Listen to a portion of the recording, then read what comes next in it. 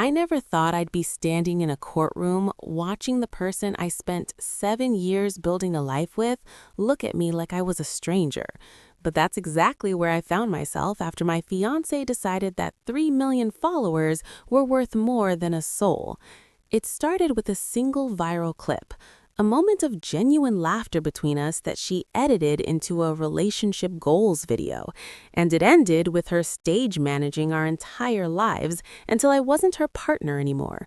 I was just an accessory in her content house. If you had to choose between the love of your life and the career of your dreams, which one would you pick? Because she chose the fame, and she didn't just leave me behind. She tried to destroy me to make sure her storyline stayed perfect. Was I wrong for filming the truth when she was busy filming the lies? You tell me if you would have done the same thing after what I'm about to tell you. Maya and I met in college, long before she ever knew what an algorithm was.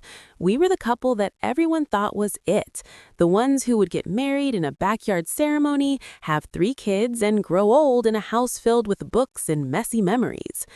I worked as a software developer, a stable job that paid the bills, while she floated between creative interests. I supported her through every failed blog and every abandoned YouTube channel because I loved her spark. But everything shifted 18 months ago when a video of us at a music festival went viral. People loved her energy, her look, and our chemistry. Within a month, she had 50,000 followers. Within 3, she had 500,000. At first, it was exciting. We'd go out to dinner and people would recognize her, and I was so proud to be the man behind the camera, the one holding her hand when the lights went off. But the lights never really went off anymore. Slowly, our apartment stopped being a home and started being a set. I'd come home from an 8-hour shift of coding, exhausted, only to be told I couldn't sit on the couch because the lighting was staged for a brand deal. I couldn't eat my dinner until she'd taken 20 photos of it, and by the time she was done, the food was cold and the mood was gone.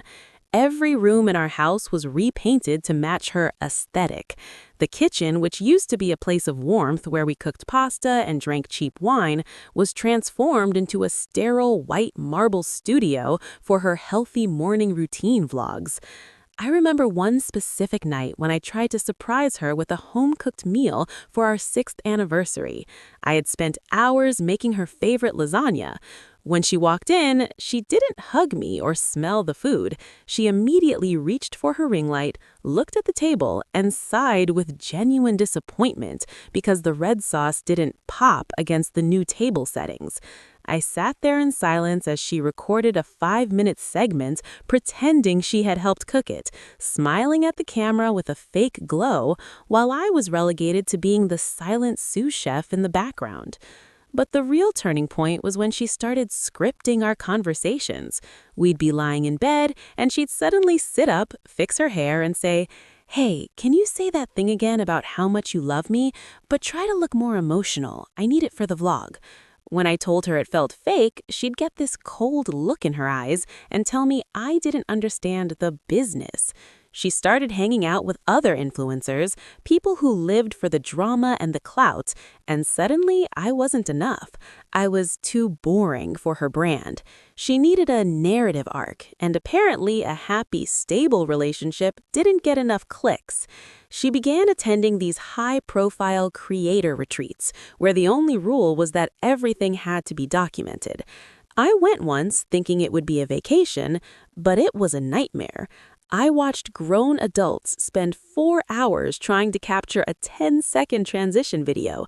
They talked in engagement rates and retention graphs instead of actual human sentences. Maya fit right in.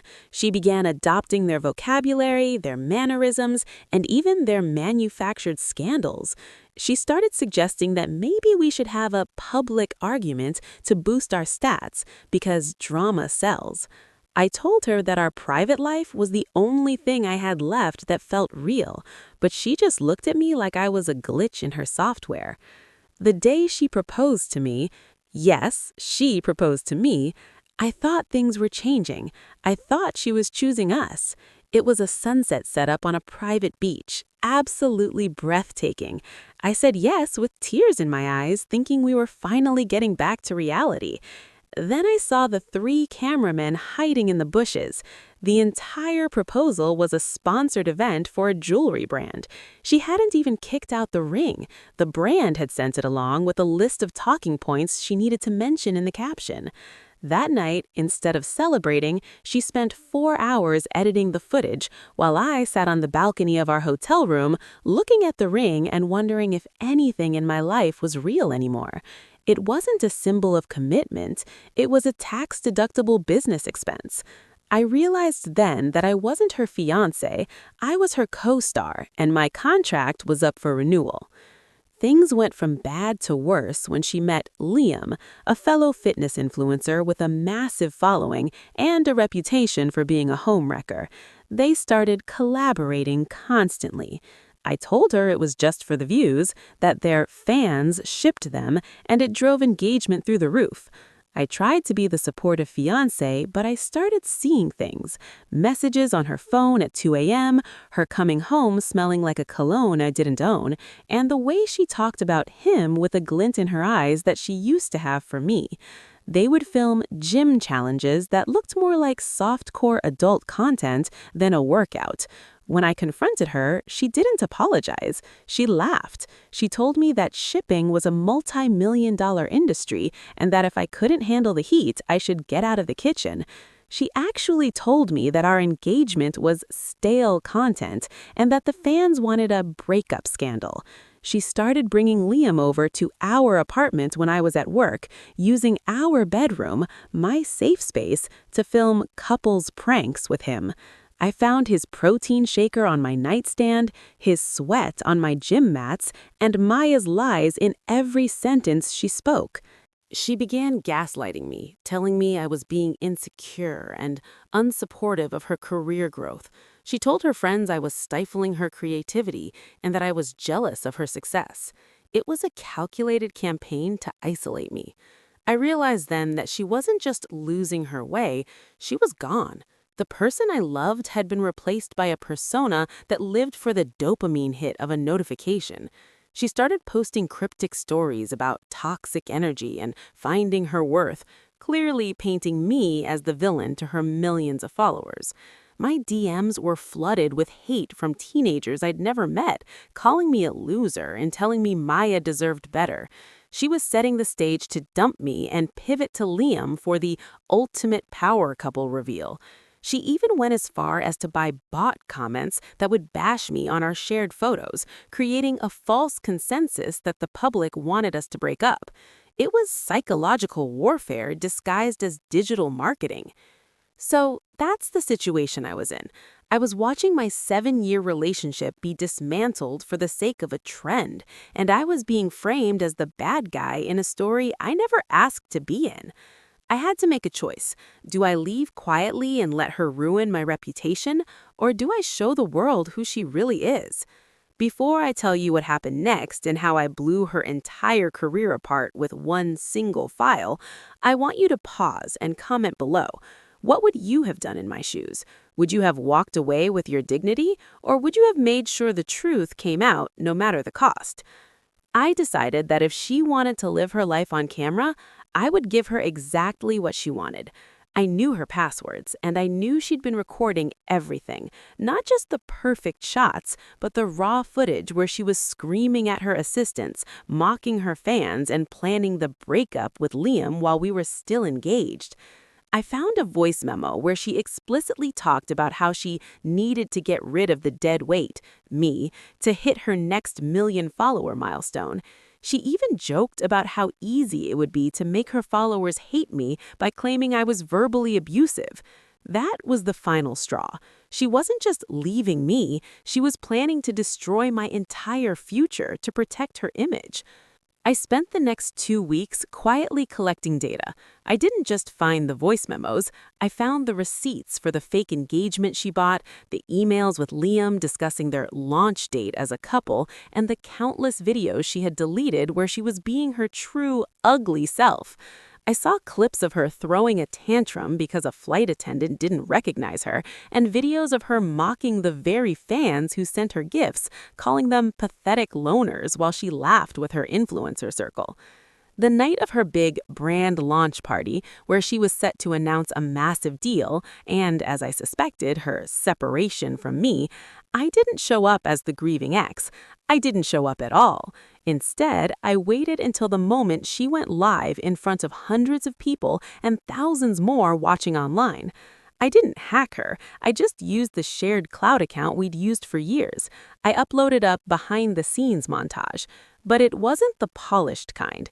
It was the footage of her laughing about lying to her stupid fans, the clips of her being incredibly cruel to waitstaff, and the recording of her and Liam discussing how to fake a cheating scandal to make me look like the monster. I also included the unedited footage of our proposal, showing her checking her makeup in the mirror and asking the cameraman if the ring was big enough for the thumbnail before she even looked at me. The silence in that room when the video started playing on the big screen behind her was the loudest thing I've ever heard. She stood there, frozen, a glass of expensive champagne in her hand, as her own voice echoed through the hall, calling her followers wallets with legs. The brand reps pulled their sponsorship before the video was even finished. One of the CEOs literally walked up to the stage, took the microphone from her hand, and told her that their company did not align with sociopathic behavior. The power couple she'd built with Liam vanished instantly as he scrambled to distance himself from her toxic behavior, deleting every photo of her from his feed within minutes. By the time I finished packing my bags and leaving our apartment for good, she had lost over 1 million followers. Her career didn't just stall, it imploded. She went from being the internet sweetheart to the most hated person on the platform overnight. The aftermath was messy. She tried to sue me for damaging her brand and breach of privacy, which is why we ended up in that courtroom I mentioned at the start. But it's hard to win a lawsuit when the evidence is just your own unedited words. My lawyer simply played the videos again for the judge. The judge looked at Maya with a mix of pity and disgust and dismissed the case, stating that the truth is an absolute defense against defamation. Maya tried to scream at me in the hallway afterward, but for the first time in years, she didn't have a phone in her hand. She looked small. She looked empty. I moved to a different city, deleted my social media for a year, and focused on being a person again, not a character. I went back to my coding, worked on projects that actually mattered, and spent my weekends hiking without checking the signal on my phone. I met people who didn't know what a follower count was, and it was the most refreshing thing I'd ever experienced. She tried to make a cancel culture comeback video, crying and blaming her mental health and the pressure of the industry, but no one was buying it anymore. The trust was gone. The comment section, which she used to curate so carefully, was a wasteland of people calling out her hypocrisy. She put fame over love, and in the end, she lost both. She lost her home, her friends, and her identity. I heard recently from a mutual contact that she's working a regular office job now, doing data entry in a cubicle. Honestly, I hope she finds some peace there, away from the cameras. Maybe without the constant need for validation from strangers, she can find the girl I fell in love with in college, though I know I'll never be there to see it. As for me, I learned that the most important parts of life are the ones you don't post online. I learned that silence is more valuable than noise, and that a single person who truly knows you is worth 1 million people who only know your filter. Life isn't a content cycle, and people aren't profs. If you ever find yourself in a position where you have to perform your love for an audience, run the other way. Real love happens in the quiet moments, in the shared glances, and in the sacrifices nobody sees. It doesn't need a hashtag or a sponsor.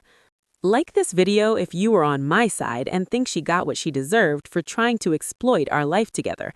Subscribe for more stories like this where the truth finally catches up, and share your final thoughts on this whole mess in the comment section. Did I go too far by airing her dirty laundry on her biggest night, or was it the only way to save myself from her narrative? I'll see you all in the next story.